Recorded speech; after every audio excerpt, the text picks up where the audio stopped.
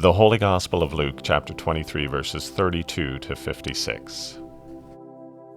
Two others also, who were criminals, were led away to be put to death with him. When they came to the place that is called the Skull, they crucified Jesus there with the criminals, one on his right and one on his left. Then Jesus said, "Father, forgive them, for they do not know what they are doing."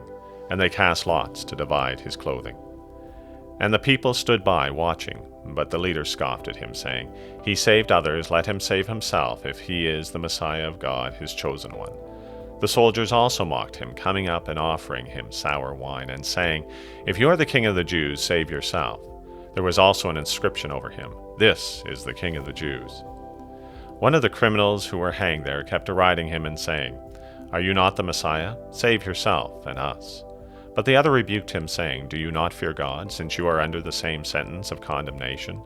And we indeed have been condemned justly, for we are getting what we deserve for our deeds.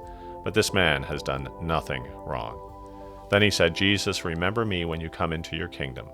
He replied, "Truly I tell you, today you will be with me in paradise." It was now about noon, and darkness came over the whole land until 3 p.m, while the sun's light failed and the curtain of the temple was torn in two.